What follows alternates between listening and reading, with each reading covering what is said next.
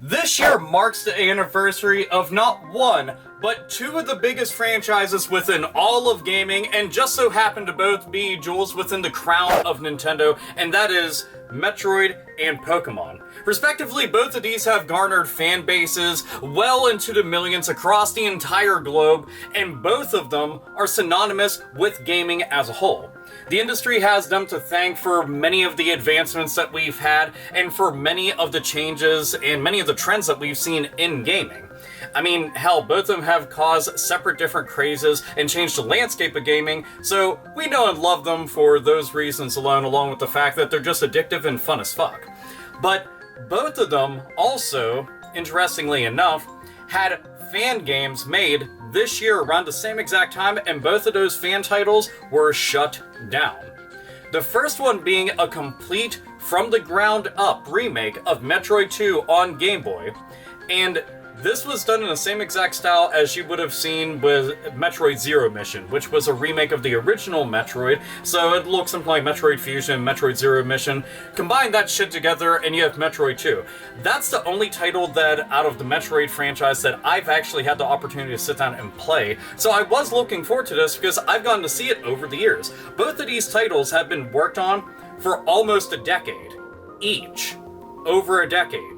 That's kind of intense, and when you think about the fact that nobody was getting paid for these, they weren't going to be making any money off these titles, but they were putting all this time and effort and energy into this just because this was a passion project, this was a fan project, this was something that was done out of love, because they enjoyed these series so damn much.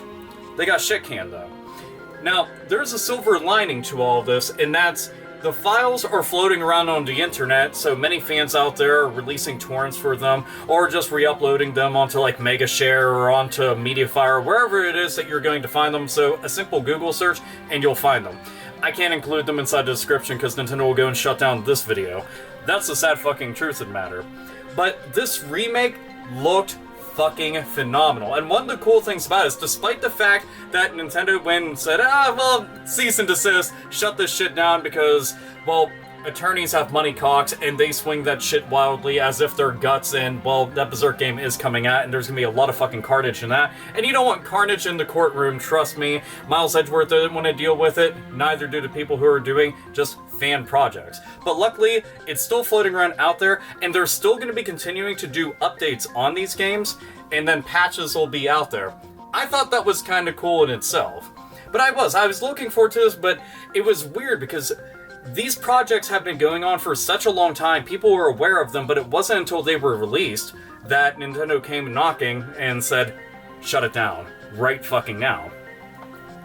It's a bummer, but it's also one of those things that there's part of me that understands why Nintendo wants to be protective of their IPs. At the same point, there's that part of me of, do you think you're losing out on any sales whatsoever due to these existing? Do you think that this is going to harm your intellectual properties? I mean, people have been making ROM hacks for years. People have been doing all sorts of crazy shit within the PC gaming market with mods, and that isn't ruining the games at all. That's keeping that shit fresh and alive. And in a lot of ways, I see this stuff and I'm like, damn, they just did all this work. Why don't you hire them on? Why don't you go and re-release this kind of shit?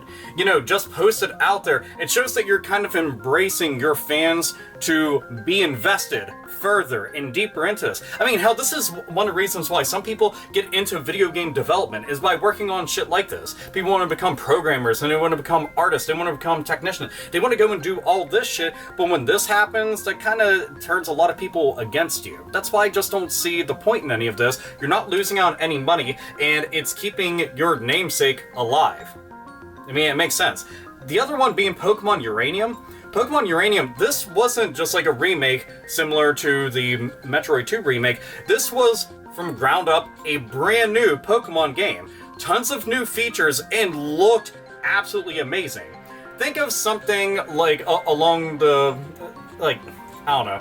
Take all the Game Boy Advance Pokemon games, now beef them up on a ton of fucking Pokesteroids. There you go. That's exactly what you're going to be expecting. I mean, they included 150 brand new Pokemon. Not just rehashes of pre-existing shit that's out there, or just palette swaps or anything like that. Just brand new Pokemon, with animations, with moves, all that shit, brand new. an entirely new region, and a new type, being nuclear type. So you've got all of that. And again, just like with Metroid 2, this has been worked on for close to a decade. All of this dedication to go and work on something to make this shit absolutely perfect and release it out there. I've got a download for it because, well, I was able to go and procure a copy because plenty of these games are floating around out there. As a matter of fact, this one, they didn't have attorneys come and knocking like the Metroid 2 remake, but they were told, yeah, you should go and take that down. So it wasn't nearly as severe or as threatening, but nonetheless, it was still told to them, and it seems to be the best option because do you really want to go and risk that? You know, the rewards, you're not going to be reaping them nearly as much, and people can go and just share that shit out, and they're doing such. But downloading it and checking it out, it's just like, dude, the interface for this looked amazing. Seeing how animated all the backgrounds were, I loved seeing the environments, how lively they were with all the fucking weather effects and shit. I liked seeing the new Pokemon. All of them were animated and moving around and shit, so it wasn't just some generic static image just sitting there. No, this shit seemed like a legitimate release of a Pokemon game, and this was done by fans. It's one of those things that it kind of makes me laugh, and I just wonder, you know, is Nintendo threatened by the concept and idea that somebody can do shit as good as them? Is the Pokemon Company threatened by that kind of shit? Like, which of the two? I mean, typically it's Nintendo that's going and sending these people out, but then again, they go and hire on attorneys and teams to go and fish this shit out, find it, and then squash it. You know, they had shut down a Metroid fan film recently. There was a book that was coming out that was just covering, like, Nintendo cover art and shit. That got shut down. And all this stuff keeps on happening. And I'm like, how are you benefiting from doing this? Because in no way is this really, like, stepping on your toes. This doesn't halt the production of any of your hardware. This doesn't take away from any of your software sales. If anything, this just keeps it alive and well. You know, this keeps people invested in you as a company. You know, they want to continue to love this kind of shit when they see that. Just, what the fuck, you know? I mean, Pokemon Uranium had 1.5 million downloads before it got pulled. And naturally, there's tons out there. I wasn't one of those 1.5 million. I got it afterwards through other websites. And something that's interesting is, it's not just them that's being targeted. With that Metroid 2 remake, there was other Metroid fan sites that had taken the files and were trying to redistribute them and make them available for download.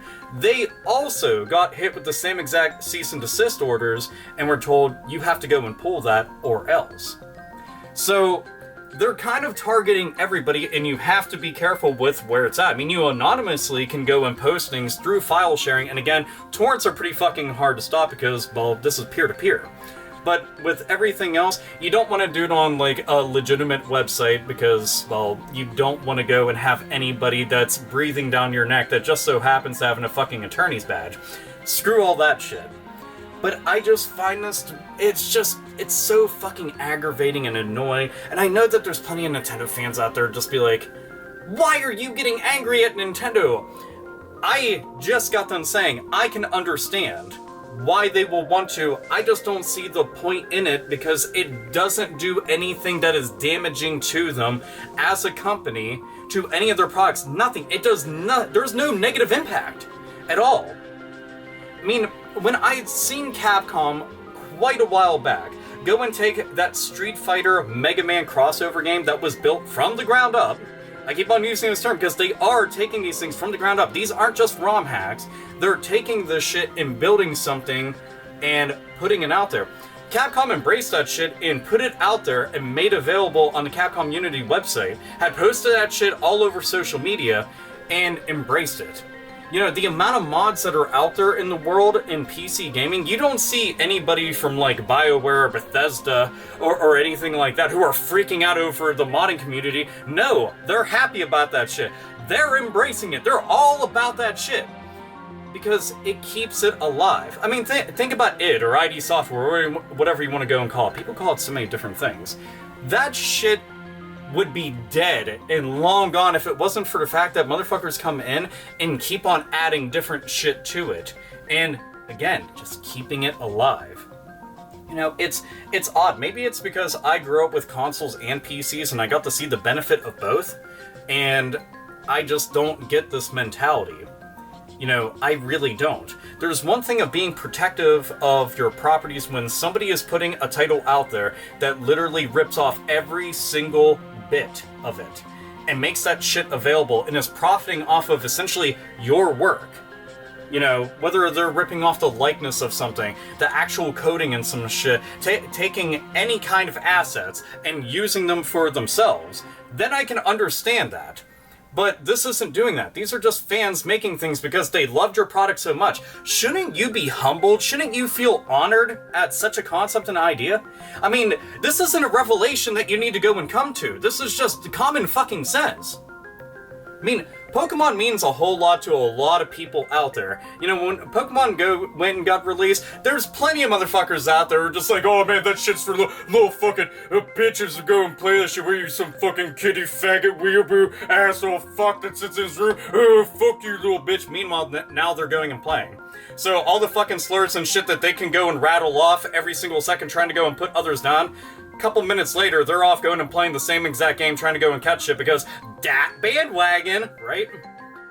And with shit like this is for those diehards out there. Yeah, I play fucking Pokemon. I'm a full-grown ass man. Guess the fuck what? I could really give a shit less what you think because I don't measure my self-worth or my manhood based off of what video games I play because the only person that's going to think some shit like that is obviously dead in the head. Trust me when I say that. Fucking little skid kids running around talking a bunch of shit and not knowing what the fuck they're really saying. Rant over, back on point.